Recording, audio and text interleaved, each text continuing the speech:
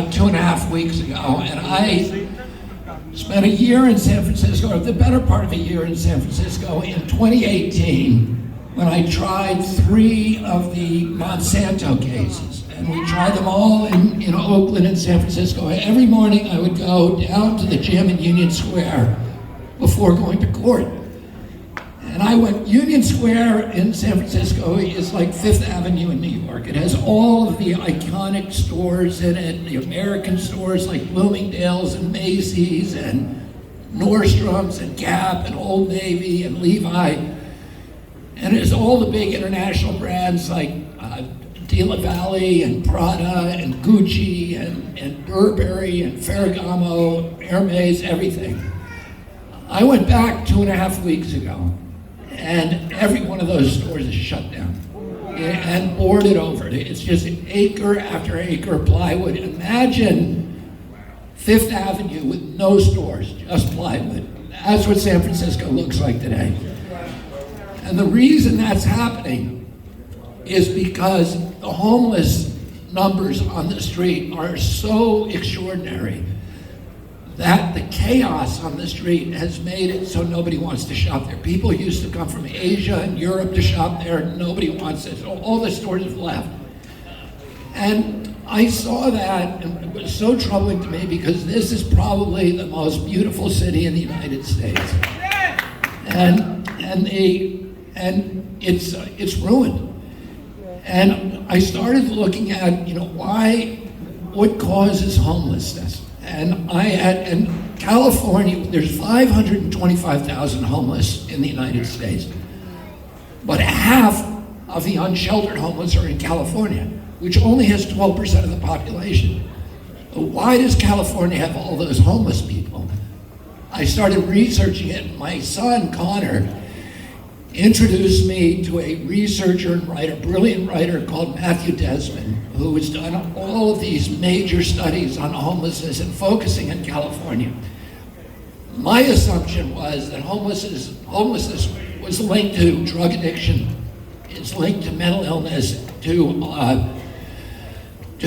extreme poverty, and that a lot of the homeless people are not from California. That if you, for example, lose your home, you're living in New York, you have to say, well, I don't want to sleep on a grate in the snowstorm, so I'll go to California where there's better weather and where the generosity of San Francisco's social service system is well known to all. So that was I also heard, by the way, that cities like Dallas and Austin, when the police pick up a homeless person on the street, instead of putting him in the local jail, they put him on a bus to San Francisco. I thought, anyway, I found out that all those things were untrue. And Desmond went out and actually gave questionnaires to most of the thousands and thousands of homeless people in California. And here's what he found. The people who are homeless in San Francisco are almost all of them from San Francisco. They didn't move there. They became homeless in San Francisco. I also found that it has nothing to do with drug addiction or poverty. West Virginia has a much higher rate of drug addiction, so does Detroit, and of poverty, and yet they don't have homeless problems.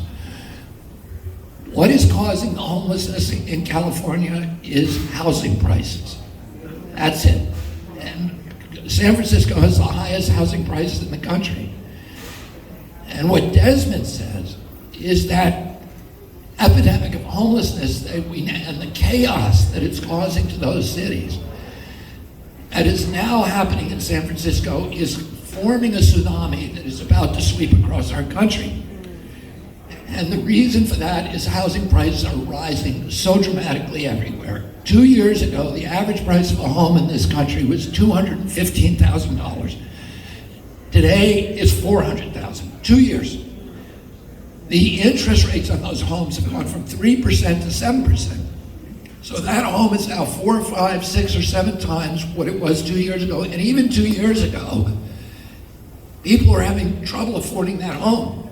I have 7 kids. One of them's 39 years old. He has a house. But the other ones are all between 20 and 32, and none of them are even looking for a house. For them, they're worried about paying their student loan. The idea of owning a home is not, and none of their friends are looking for a home. When I was that age, myself and most of my friends were at least thinking of that in the long term. But today, and part of the promise of the American dream for my generation that was true, was that if you worked hard, if you played by the rules, you could finance a home. You could have a summer vacation. You could raise a side for your. Well, my kids' generation, they don't even consider that that's, and on one job, by the way, one job to the family. My kids' generation, there's nobody who believes that true. That promise has been broken to that generation of kids. We have let them down. And why are the home prices rising like that? And by the way, home ownership is critical for our communities and our democracy. If you own a home as opposed to renting a home, if you own a home, you care about your schools, you care about the police, you care about your hospital, you show up, you care about the appearance of your property, and you care about your neighbors. But also, you have now an entree into the capitalist system, because if you own a home, you have equity. That means you can borrow money. So if you have an entrepreneurial spirit, an idea for a business, even a little business, like you can buy you can mortgage your house, you can buy a sewing machine, or you can bet everything and invest in a retail establishment or a restaurant. And that's what happened after World War II.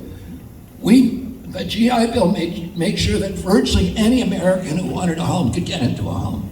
And that, because now all of these millions of people suddenly had equity, it triggered the creation of the American middle class, which became the greatest economic generator in the history of mankind. When I was a little boy, our country owned half the wealth on the face of the earth. We were the biggest exporter in the world. Many years we were a bigger exporter than all other countries combined. And it all started with this broad home ownership. Thomas Jefferson said American democracy is rooted in the control of the landscapes by tens of thousands of independent family and individual owners. Without that, each with a stake in our government. So it's critical to democracy. Now, why are the price of homes rising so precipitously? One is the inflation from all the wars and the $16 trillion lockdown, $8 trillion in wars over the past 20 years, and the politicians are just printing money, and they charge us through a hidden tax called inflation. And everything's inflated: our food, childcare, healthcare, etc. But houses go up more than anything. Why? Here's why. There's three giant corporations: BlackRock, State Street, and Vanguard. And those companies, BlackRock has $10 trillion under management. The GDP of California is $3 trillion. And California is the 5th largest economy on earth. So BlackRock is larger than almost every other nation. And the three of those companies own each other, so it's really one big company. Together, those three companies own 88% of the S&P 500. They own everything. And now they want to own all the farmland in our country, and they want to own all of the single-family homes. They've made that decision, and they're targeting them. So all of you probably know examples of people who are about to go into escrow or about to put money down on a home or sign a contract, and at the last minute, somebody comes in with a cash offer and takes that home off the table. And who is that person? It turns out it's an LLC with an ambiguous name, and if you follow the breadcrumbs, it will take you back to BlackRock. So the head of BlackRock, the CEO, is a guy called Larry Fink, and he is also on the board of the World Economic Forum. And as you know, the World Economic Forum gathers in Davos every year, the Billionaires Boys Club, to plan what the world looks like for the rest of us. And their plan they call the Great Reset. And when Klaus Schwab, the head of the World Economic Forum, was asked to describe in a sentence what that means, he said, "You will own nothing, but you will be happy." So they're on their way to doing that. We are now, because of this plan, we are now on our way in this country where 60% of the homes in this country, single-family homes, will be owned by corporations within 6 years. And what that means is that your child, your daughter, your son, who's trying to buy a home, they have to compete with BlackRock for the cost of money. And BlackRock is paying less for money than the biggest billionaire in this country. So the best credit rating, BlackRock pays for it less. There's no way that your child can compete against them. Now, I'm running against two presidents who both spent 4 years in office and who are running on the idea, on the claim that they have brought great prosperity to our country. But I travel around this country. Long before I was running for president, I represent clients all over this country who are fighting large corporations whose lives have been injured. I represent today 1,000 families in Columbiana County, Ohio, whose lives were upended by the Norfolk Southern spill. I represent 10,000 families in West Virginia who were poisoned by PFOAs from DuPont, and people all over the country.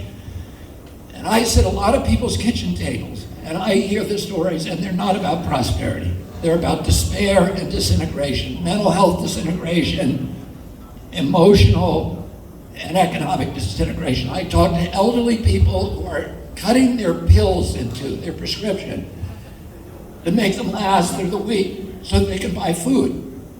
I talk to people who choose between food and gasoline. I've talked to a young couple sitting in a rental apartment they can no longer afford, listening to a baby cry on their lap and having to wonder whether that baby is $50 sick or $100 sick or $1,500 sick before they bring them to a hospital.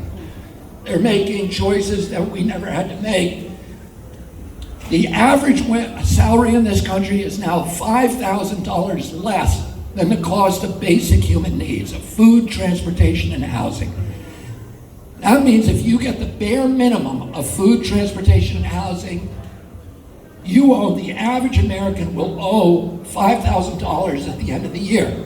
They're not putting money aside. And what are they doing to meet that debt?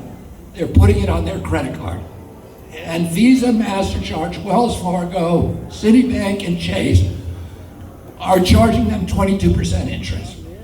If the mafia did that, it would be called loan sharking, and they would go to prison. When they do it, those companies, it's just business as usual. And this year, 2 weeks ago, we exceeded for the first time in history $1 trillion of personal credit card debt in this country, $1 trillion. And who do you think owns every one of those companies? BlackRock. Right. So now we're at a war. We said in March, we committed to $113 trillion to Ukraine. And that same month, by the way, we cut Medicare in this country we cut 30 million people, 15 million people from Medicare, and we cut 30 million people, 30 million Americans food stamps from $283 a month to $23 a month. Try feeding yourself on $23 a month. That same month, we gave $113 billion to Ukraine, and the Fed printed $300 billion unanticipated to bail out the Silicon Valley Bank. We have a lot of money in this country when the bankers need it, and when the military-industrial complex needs it. But when desperate Americans need it, there's none left for them. And just to give you an example, a benchmark for what that means, the entire budget of EPA is $12 billion a year. That's all we have for the environment in this country. And yet, we're sending 12 times that to Ukraine, because we sent $113 billion. Biden just now asked for another $24 billion for Ukraine, and Congress, both the Republicans and the Democrats, have said, yeah, we're gonna do it. They promised Zelensky when he was here that last week. And they said, we will exempt that alone from the budget disputes. So that's the one person who's gonna get paid is Zelensky. Now, and this is a war that should have never happened, that the Russians tried twice to settle, and we did not want to settle it. But President Biden was in March, Mitch McConnell was asked, on March 2022, was asked by a reporter, can we really afford to send all this money to Ukraine, 113 billion? He said at that time, don't worry, it's not really going to Ukraine. It's going to US military contractors, Raytheon, General Dynamics, Boeing, and Lockheed. And so it's really coming back to our country. Now, so he just admitted that it was just a money laundering scheme for the military industrial complex. Who do you think owns every one of those companies? BlackRock. So they're just doing it in front of us. They're strip mining the wealth from the American people. And by the way, I saw on the Tim Scott on the Republican debate last night said, don't worry, we're not really giving 113 billion to Ukraine. It's a loan. It's a loan. Okay, raise your hand if you think that loan is going to get paid back. Yeah, I don't think so either. But why do we call it a loan? Because everybody knows it's not going to get paid back. Why do we call it a loan? Well, we call it a loan because that allows us to impose conditions on Ukraine. So we've told Ukraine you have to have an austerity program, so you can't take care of the poor in your country. The money's got to go somewhere else. But also, more importantly, you have to sell off all of your national assets, including the farmland. So for 1,000 years, people have been fighting wars over Ukraine's farmlands. It's the richest farmland in the world. It is the breadbasket of Europe. People say about that farmland, about Ukraine farm, if you throw a boot on it, it will grow something that's good to eat. It's so rich, and people fight wars over it.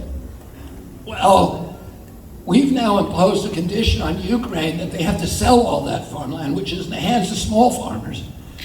They have to sell it on the international market. So in the last 6 months, 28% of Ukraine farmland has been bought by corporations. Who do you think the number one buyer is? Like I said, they're doing it right in front of us. They're strip mining wealth, they're shifting it upward, and they're destroying and bankrupting the American middle class and our values. In COVID, we shut down 3.3 million businesses, 3.3, the local businesses on streets like this. They were all told to shut down, but Amazon got to stay open. And we all got a 2.5-year lesson on how to learn how to use Amazon. And it's wonderful, it's like magic. You just find a picture of something you want on the telephone and you hit a button and the next day it's in your driveway. Who could ask for more? We don't need the local retail. We got Amazon now. So we closed down all the, and by the way, I sued Amazon. Why? Because I wrote a book, not the Fauci book, but another one with Dr. Mercola, criticizing the lockdowns. And Amazon censored it. I'm suing, litigating against Amazon and Elizabeth Warren now, because she told them, it's a good thing to censor it. So they're making billions of dollars from a lockdown, and then they're censoring people who are criticizing the lockdown. But what happened? We closed down the local retailers on this street. The guy who pays taxes in this town, and the guy who has a plaque from the Boy Scouts on his wall saying, thank you for supporting us, the local Boy Scout. The guy who employs your son or your daughter in the summertime. The guy who pays for the hockey jerseys and the Little League jerseys for your kids. Those guys are gone. But at least Amazon pays taxes locally here, right? No. But at least they pay federal taxes. You know how much they paid last year? 0. So like I say, they're doing it right in front of us. And you watched that Republican debate last night. Nobody talked about this. Nobody in the Republican Party, nobody in the Democratic Party. They're talking about stuff, all the little issues that keep us fighting each other. You know, they're talking about trans and about gays and about Mexicans and get tough on women and get tough on all guns or whatever it is. It's all of these issues that may be important issues, but they're not the central issue. And it's like jangling the keys and saying, look over here while you're robbing the bank over here. It's a distraction. And you know, when the king and queen look over the wall of their castle and their subjects are all fighting each other, they go back to the party and they pop champagne corks. Because as long as we're all fighting each other, nobody's going over the wall. And what I want to do is stop the fighting and go over the wall and take back my country.